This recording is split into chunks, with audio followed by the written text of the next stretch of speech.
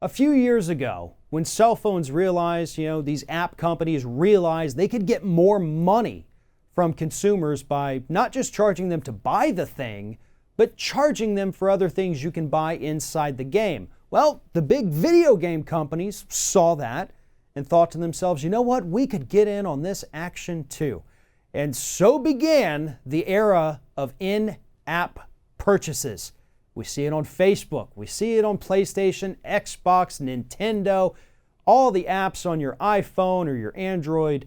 Everybody's offering in-app purchases because that is a quick and easy way to make money. And it's also an easy way for children to get their hands on that device and make all these purchases without their parents consenting and sometimes without them even knowing that it's happening. Joining me now to talk about this is Scott Hardy from TopClassActions.com. So Scott, right now we've got class action lawsuits against Sony for the PS4 game, probably one of the most popular ones in the last 2 years, Fortnite. Fortnite and the in-app purchases. Tell us what's happening here with this. So for the Sony class action, and as you mentioned, Fortnite, which of course is available on a number of different media platforms, these platforms have made it so easy for kids and general users to make purchases that they just, a lot of times they don't even think it's real money. I mean, my kids, when they're on their devices and their smartphones, and they're just sitting there and they're saying, Dad, I want to go ahead and get this expansion or, this little extra bit for the game or whatever app they're playing. And once I see it takes the password, I'm like, honey, that costs real money. Yeah. This isn't just imaginary. And they get disappointed. They do. I have to say my kids have brought me my own phone several times trying to play games that I have on their phone and say, oh, it needs you to do your thing. Like, well, no, you're trying to buy a $10 expansion pack and I'm not going to do that. But that's the problem, is that the kids don't understand. And the only reason it's asking me for a password is because I've set up that protection on my phone. You can just as easily go into your settings, turn that off, and then if you go to do an in-app purchase, it's instant. It happens. It's done. Exactly. And that's a problem, is a lot of people don't understand that you have to go and do that, or they don't know how to do that, or maybe, the child went in there and actually turned it off if you don't have a passcode to change your settings. There's 1,000 different little things, and the game makers, according to class action lawsuits, understand that, and they're actually exploiting it. And that's why we're having a problem. It's not that they offer in-app purchases. It's that they're trying to disguise it in a way that's going to almost bait these kids into doing this. And I have a funny story to tell, and it's almost embarrassing a little bit, but my father actually fell victim to this a couple years ago with the first Angry Birds, and they unleashed the Golden Eagle, which you could use to just beat a hard level.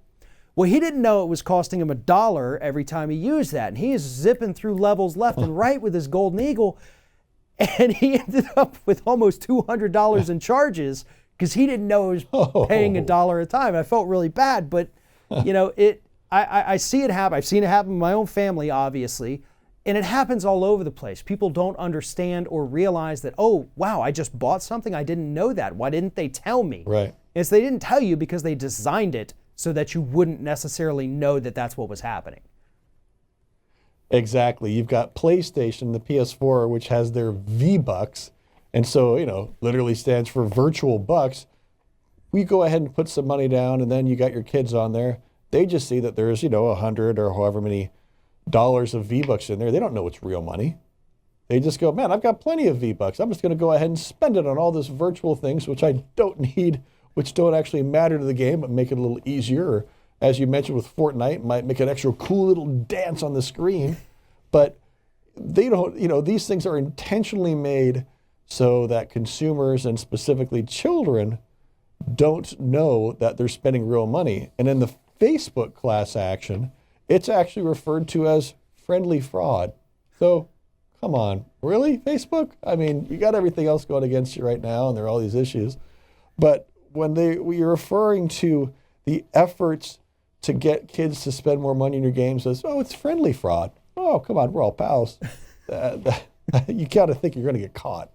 Absolutely. And I mean, Facebook, they've been busted on so much recently, whether it's friendly fraud, as they call it, age discrimination in their job posting list. I mean, good grief. That company's legal problems are mounting up so quickly. I hope anybody who bought stock in them is paying attention to this, because the problems for Facebook just continue to mount here. But, overall, consumers, protect yourself. There are settings on your phone, on your PlayStation, on any gaming console you may have. You can go in, make it to where there has to be a password in order to make any of these in-app purchases. Same thing with Facebook. Check your settings and protect yourself. I go back through all the time, just personally, making sure my Facebook settings have not changed, making sure that my child didn't accidentally open my Facebook app and get into the settings on accident. It happens more often than you would think. Check it regularly and protect yourself. And in the meantime, what you can do to protect yourself is go to topclassactions.com and sign up for their weekly newsletter. Join hundreds of thousands of other people who are getting news delivered to them every week to help protect themselves as consumers. Scott Hardy, topclassactions.com. Thank you very much for talking with us today. You're welcome. Thanks for your time, Farron.